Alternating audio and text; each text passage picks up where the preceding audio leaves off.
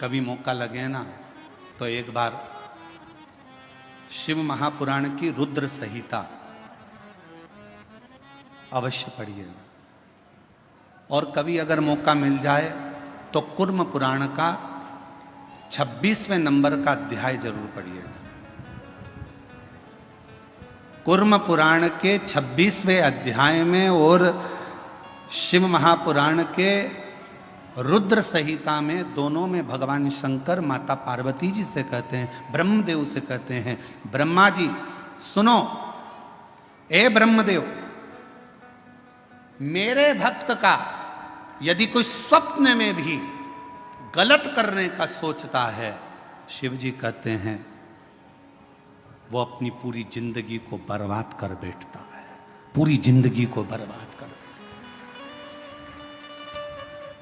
यदि आप शंकर भगवान का भजन कर रहे हो, शिव जी को एक लोटा जल चढ़ा रहे हो, शंकर भगवान का अनुमोदन कर रहे हो, शिव जी का गुणगान कर रहे हो, शंकर जी की कथा का रसपान कर रहे हो, शिव भक्ति में डूबे हुए हो, शंकर जी के नाम में डूबे हुए हो, शंकर जी की भक्ति में डूबे हुए हो, शिव स्मरण में डूबे हुए हो, शंकर भगवान की कथा में डूबे हुए हो, भगवान की अविरल भक्ति में डूबे हुए हो, और यदि कोई तुम्हारा बुरा कर रहा है, तुम्हारे लिए बुरा लिख रहा है, तुम्हारे लिए बुरा बोल रहा है, तुम्हारे लिए बुरा करने की तैयारी में है, समझ लेना उसके घर का व्यक्ति कोई ना कोई घर में या तो बीमार पड़ा रहेगा या उसके घर में धीरे धीरे तकलीफें बढ़ती चली जाएगी और उसको मरते दम तक धीरे धीरे केवल भुगतना ही पड़ेगा, वो सुखी नहीं रह सकता। ये सियोर वाला महाराज नहीं कह रहा है, ये पंडित प्रदीप मिश्रा नहीं कह रहा है, यह कह रही है शिव महापुराण की रुद्र संहिता, यह कह रही है कुर्म पुराण का 26वें नंबर का अध्याय वर्णन कर रहा है। स्वयं भगवान शंकर ब्रह्मा जी से कहते हैं, मेरे भक्त का यदि कोई स्वप्न में भी बुरा करने का सोचता है, बुरा बोलने का सोचता है, बुरा कहने का सोचता है, तो उसने अपने पूरे परिवार को डुबोने का विचार कर लिया, उसका परिवार सुखी नहीं रह सकता। तन से, मन से और धन से वो बर्बाद होता ही रहता है। इसलिए मेरी जीजियों, मेरे जीजाओं, मेरी बेटियों बेटाओं, मेरी माताओं, मेरे भाई, मेरे बंधुओं, मेरे पिता तुल्य बुजुर्ग बंधुओं, मैं आपसे निवेदन करना चाहूंगा, सबकी निंदा करिएगा पर शिव की कभी निंदा नहीं। सबकी निंदा करिए पर शंकर के भक्त की कभी निंदा नहीं। कारण एक,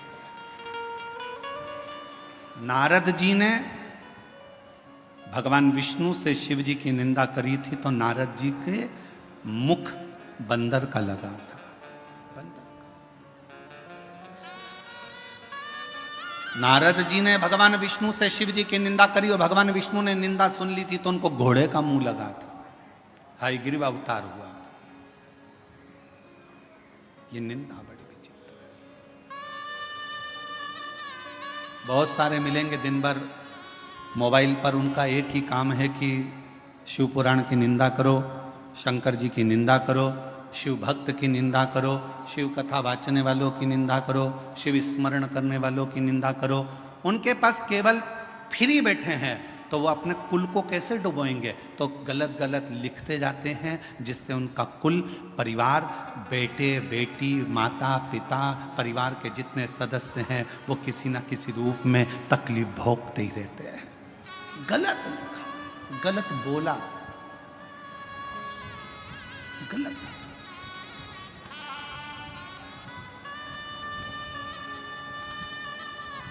अच्छा एक बात पूछें आपसे, सब उत्तर देना। कोई व्यक्ति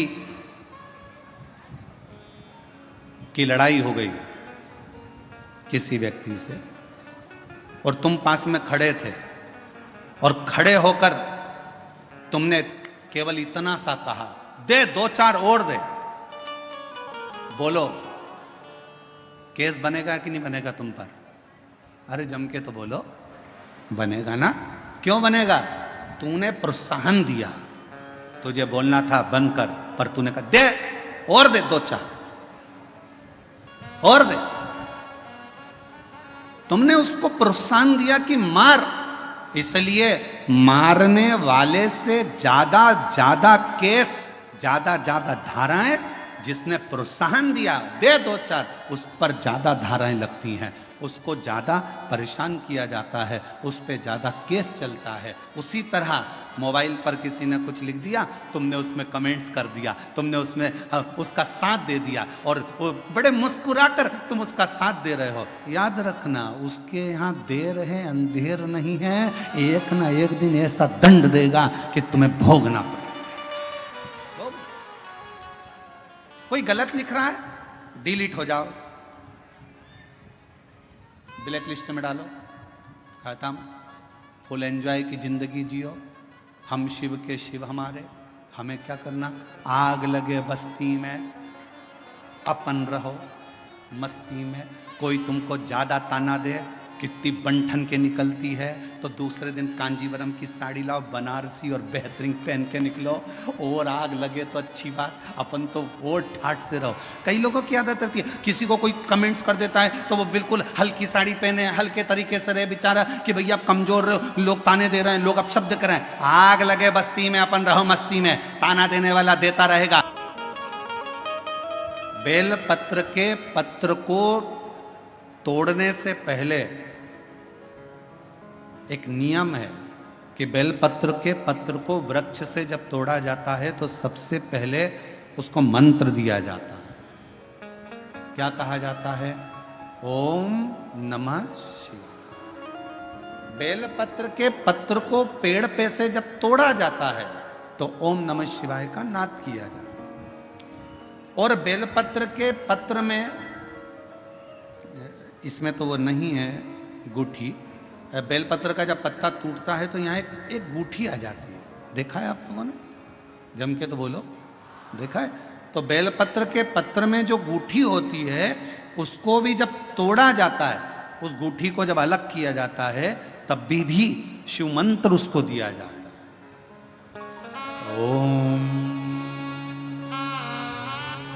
नमः शिवाय, ओम नमः शिवाय, ओम नमः शिवाय। वृक्ष पे से पत्ते को तोड़ा तो मंत्र दिया, गूठी को तोड़ा तो मंत्र दिया, और बेलपत्र के पत्ते को जब तोड़ा जाता है, मंत्र, पत्ते को तोड़ने से पहले मंत्र प्रदान किया जाता है, और जब तोड़ा जाता है तो कहा जाता है, हे माँ पार्वती, हे माँ गोरा, चलो तुम्हें शिवजी ने बुलाया है मेरे कल्याण के लिए। माँ, आपको शंकर जी ने याद किया है, मेरे ऊपर बहुत दुख है माँ, कल्याण करिए, चलिए मेरे दुख को समाप्त करिए, निमंत्रण दो।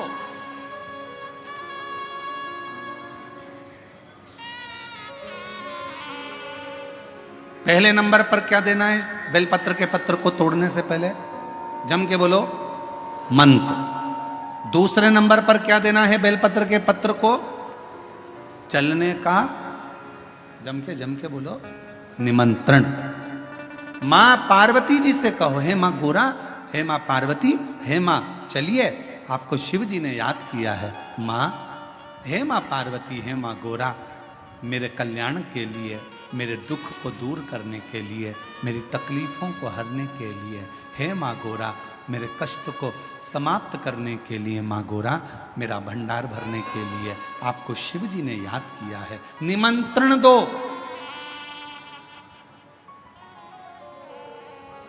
लेकर आए, फिर गूठी तोड़ी, फिर मंत्र दिया, ओम नमः शिवाय, नमः शिवाय, नमः शिवाय। अब गुरुजी ने पूछा कि तुमने मंत्र दिया? नहीं। तुमने निमंत्रण दिया? नहीं। तो फिर तुम्हें क्या हक है कि बेलपत्र का पत्र तोड़ो? शिव महापुराण की कथा तो कितनी बड़ी बात कहती है, बेलपत्र के पत्र को सीधे पेड़ में से तोड़ कर लेकर आना चाहिए। बेलपत्र की डंडी, कई माताओं की, कई भाइयों की आदत होती है, बड़ी सी डंडी होती है, उसको वहां से काट लिया, तोड़ लिया, पूरी की पूरी डंडी तोड़ कर लिया है, फिर घर पर आकर उसमें से पत्तियां तोड़ ली, जो डंडी थी उसको पटक दिया। ना ना ना, ये गलत है।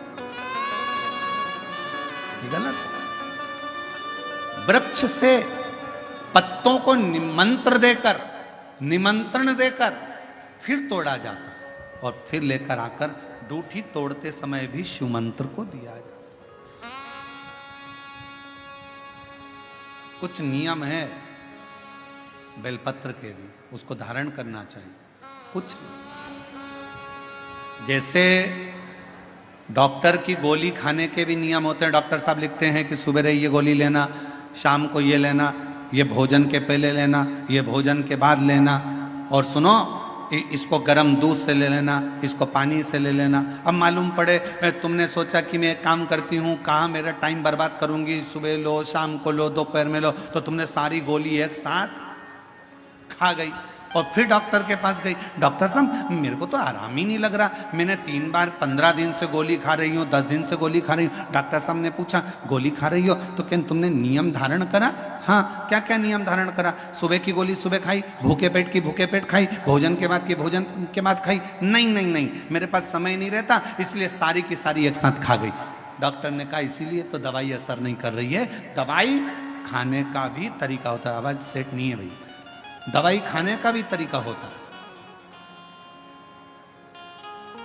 दवाई को खाने का भी एक तरीका है। उस दवाई को खाओगे, आनंद पाओगे, स्वस्थ हो जाओगे, रोग मुक्त हो जाएगा। तो दवाई के खाने का भी तरीका है। उसी तरह गुरु कह रहे हैं, संत ने कहा कि तुमने गलती करी, तुमने करी। पहले मंत्र दो, फिर से बोलो, पहले मंत्र, फिर निमंत्रण, फिर डूठी तोड़ते समय फिर मंत्र, फिर ओम नमः शिवाय, ओम नमः शिवाय, ओम नमः शिवाय। फिर मंत्र के बाद निमंत्रण दो। माँ पा, हे माँ गौरा, साथ में बोलो, हे माँ गौरा, हे माँ पार्वती, चलिए आपको देव अधिदेव महादेव बुला रहे हैं मेरे दुख को काटने के लिए, कष्ट को मिटाने के लिए, तकलीफों को मिटाने के लिए। माँ आपको शिव ने याद किया है। पत्र लेकर फिर शिव के पास चले। शिव कथा कर रही है। 3 काम करिए, विश्वास, मेहनत। डॉक्टर को भी शिव का एक रूप मानकर उसके पास जरूर जाओ। जांच बोले जांच कराओ, दवाइयाँ दे दवाइयाँ खाओ, और विश्वास रखो कि मेरे घर का ये व्यक्ति ठीक होकर ही रहे। फिर थोड़ा सा इंतजार करो, थोड़ा इंतजार।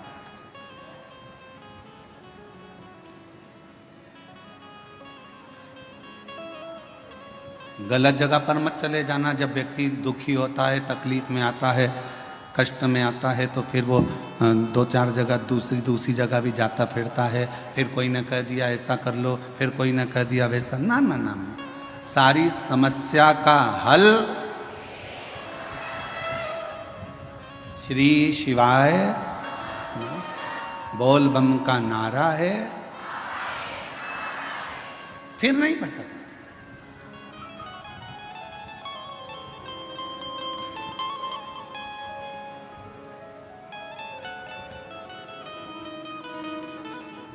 हम इंतजार नहीं कर पाते। आज के व्यक्ति के जीवन में सबसे बड़ी उलझन केवल एक ही है कि वो इंतजार करना नहीं जानता। वो इंतजार करना नहीं जानता। बहू ने कुछ बोला, सास से इंतजार नहीं हुआ, पलट कर जवाब दिया।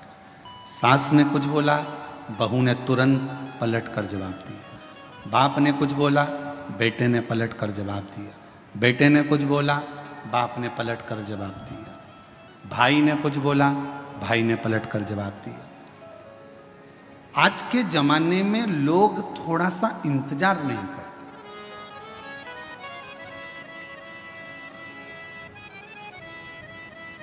भगवान ने कितनी बड़ी कृपा करी है, आपको सर भी दिया है तो सर में दिमाग भी दिया। अरे बोलो तो जम के, दिया कि नहीं दिया? अगर ये सिर भगवान ने दिया है तो साथ में तुमको दिमाग भी दिया, नहीं तो सिर तो एक माचिस की तीली का भी होता है। देखिए माचिस की तीली, बोलो बोलो जम के बोलो, देखिए माचिस की तीली। माचिस की तीली को देखना, उसमें भी सिर होता है, पर माचिस की तीली में दिमाग होता है क्या? नहीं। माचिस की तीली में सिर होगा पर दिमाग नहीं होगा। माचिस की तीली में केवल सिर है, केवल सिर।